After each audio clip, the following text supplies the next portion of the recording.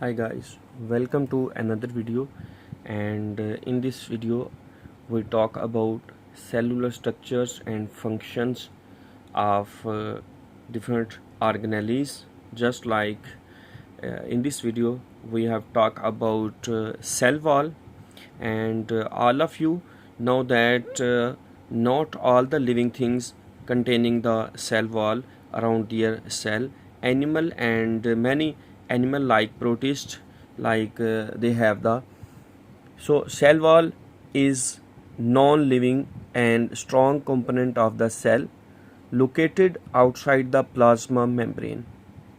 So when we discuss its function, its main function is to provide the shape, strength to the cell and give the protection to the cell against different disruption of the cell and support to the inner living matter which exists inside the cell. The next portion is that plant cell have a variety of chemicals in their cell wall, so it's maybe affects the structure of the cell wall. The outer layer of the plant cell wall is known as the primary wall. It have the two parts. It's mean the first part is primary wall and the second part is known as the secondary wall. While the first part is primary wall is made up of the cellulose, and while secondary cell wall is made up of the lignin or other different chemicals.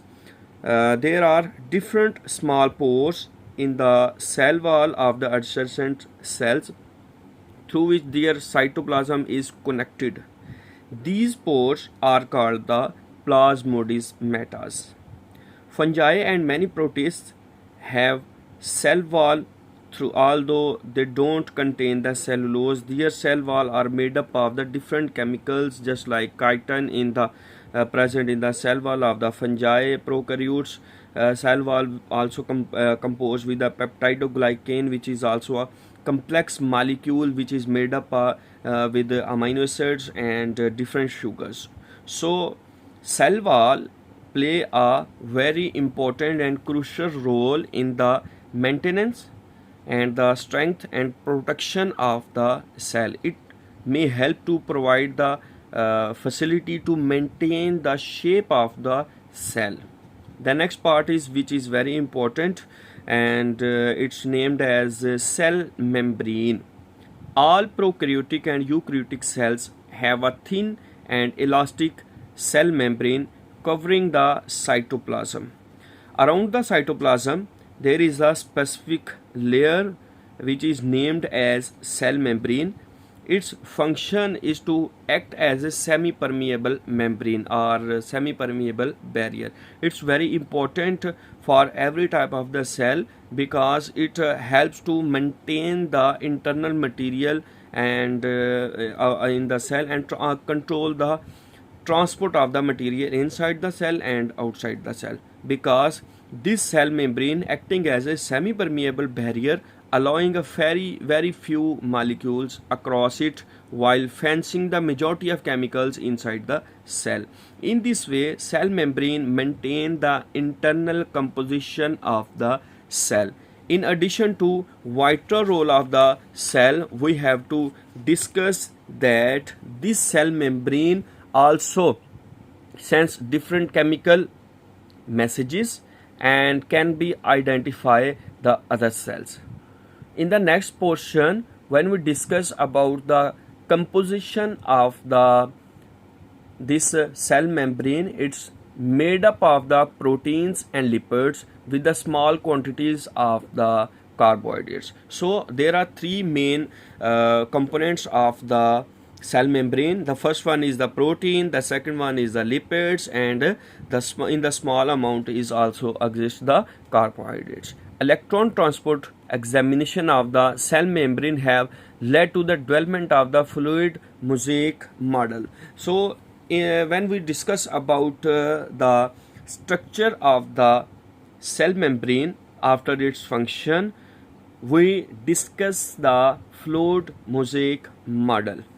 According to this model, there is a lipid bilayer in which the protein molecules are embedded. The lipid bilayers give fluidity and elasticity. So this composition helps to maintain the quantity of the fluids and elasticity of the membrane. Small amount of the carbohydrates also found in the membrane. These are joined with the proteins or lipids membrane. In the eukaryotic, cholesterol is present in the lipid bilayer. In the eukaryotic cells, many organelles just like mitochondria. In the new videos we will discuss about these different organelles.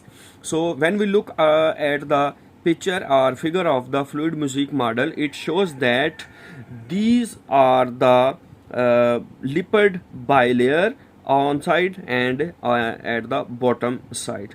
These are the proteins in the yellow color, and when protein and carbohydrates connected with each other, they known as glycoprotein, while when these lipids connected to the proteins, which is known as glycolipids, and these are the thread-like structures which are also known as the cholesterol. So when we look around a whole picture, a whole figure of the cell, this is the inside of the cell and this is the outside of the cell. So we can say that a number of glycolipids and glycoproteins exist outside the cell, and which play an important role in maintenance of the cell. So when we talk about all membranes of the cell, we call them as cell membranes. When we talk about only the outer membrane of the cell, we call it as a plasma membrane. So there is a difference between the cell membrane and plasma membrane. So when we discuss all the membranes, and then we discuss called as cell membrane, and when we discuss or focus on only the outer membrane of the cell, so that's why this is known as plasma membrane. While on the other hand, these are the two different pictures of the animal cell and plant cell. This is a cell plant cell, and this is an animal cell. Look at that, it contains the cell wall, while in this type of the animal cell there is no cell wall existence. So it's mean that it's natural property of the cell wall which is exist only in the plant cells, and the plasma membrane is also exist in the both of cell. So students, I hope so that you can be understand this topic which is related to the cell membrane and cell wall. And if you have any question, leave your comment in the comment box, and then I will answer to your questions.